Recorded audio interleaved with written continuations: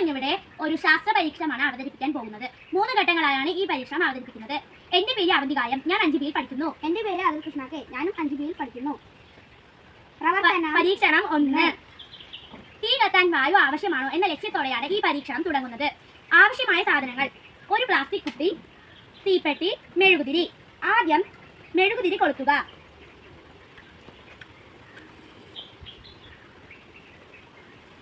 ശേഷം അതിനു മുകളിൽ പ്ലാസ്റ്റിക് കുപ്പി വെച്ച് കമഴ്ത്തുക.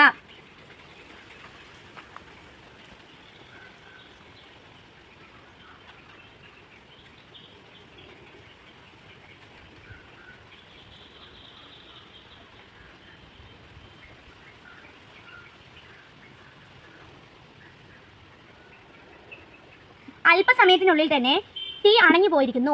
കാരണം എരിഞ്ഞു തീർന്ന വായു പുറത്തു പോകാനുള്ള സ്ഥലമില്ല. അതുപോലെ പുറത്തു നിൽക്കുന്ന വായുവിന് ഉള്ളിൽ സംഘർഷിക്കാനുള്ള സ്ഥലവുമില്ല. അതുകൊണ്ടാണ് തീ അണഞ്ഞിരിക്കുന്നത്. പരീക്ഷണം 2. ഒരു ദ്വാരം കൊണ്ട് മാത്രം തീ കത്തുമോ എന്ന ലക്ഷ്യത്തോടെയാണ് ഈ പരീക്ഷണം തുടങ്ങുന്നത്. ആവശ്യമായ സാധനങ്ങൾ: ഒരു തീപ്പെട്ടി, ഒരു ദ്വാരം ഉണ്ടാക്കിയിരിക്കുന്ന പ്ലാസ്റ്റിക് കുപ്പി, മെഴുകുതിരി. ആദ്യം മെഴുകുതിരി കൊളുത്തുക.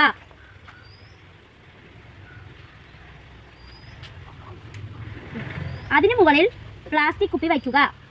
അണഞ്ഞു.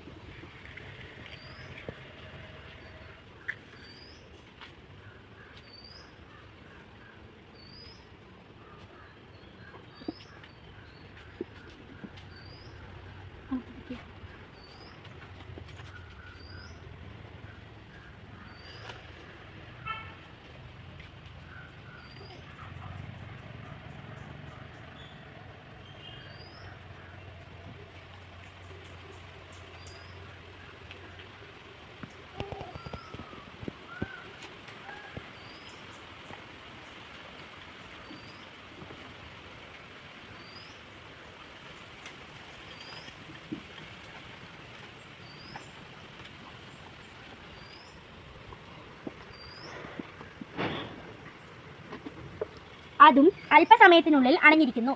കാരണം ഒരു ദ്വാരത്തിനുള്ളിൽ കൂടി എരിഞ്ഞു തീർന്ന വായു പുറത്തേക്ക് സംഘർഷിക്കാൻ അനുവദിക്കാതെ പുറത്തു നിന്നുള്ള വായു ഉള്ളിലേക്ക് പ്രവേശനം നടത്തിയതോടെ തീ അണഞ്ഞു പോയിരിക്കുന്നു. പരീക്ഷണം 3. വായുവിന് അകത്ത് പ്രവേശിക്കാനും പുറത്ത് സംഘർഷിക്കാനുമുള്ള ദ്വാരങ്ങൾ ഉണ്ടെങ്കിൽ തീ ദൃഢമായി കത്തുമോ എന്ന ലക്ഷ്യത്തോടെയാണ് ഈ പരീക്ഷണം തുടങ്ങുന്നത്. ആവശ്യമായ സാധനങ്ങൾ: അടിവശത്ത് ഒരു ദ്വാരം ഇട്ടിട്ടും വായ്ഭാഗത്ത് ചെറുതും കുറച്ച് നിറയുമായിട്ടുള്ള ദ്വാരങ്ങൾ ഇടണം. തീപ്പെട്ടി, മെഴുകുതിരി. ആദ്യം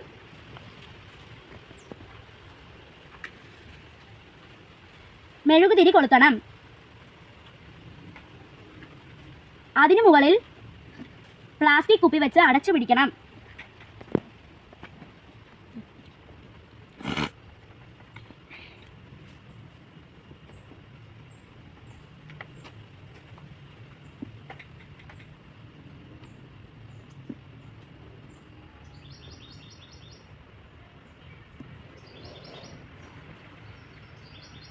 ഒരുപാട് നേരം കഴിഞ്ഞിട്ടും തീ അണയുന്നില്ല.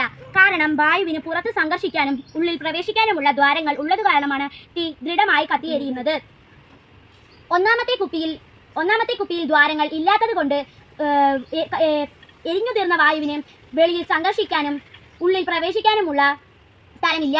അതുകൊണ്ടാണ് അതിലുള്ള തീ അണഞ്ഞുപോയത്. രണ്ടാമത്തെ കുപ്പിയിൽ ഒരു ദ്വാരം മാത്രമേ ഉള്ളൂ.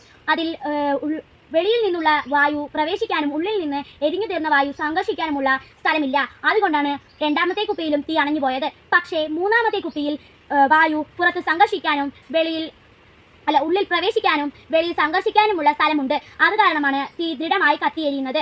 വായുവിന് പ്രവേശിക്കാനും സംഘർഷിക്കാനും കൃത്യമായ സ്ഥലം ആവശ്യമാണ് എന്ന് ഈ പരീക്ഷണം അഭ്യൂഹമായി കണ്ടെത്തുന്നു.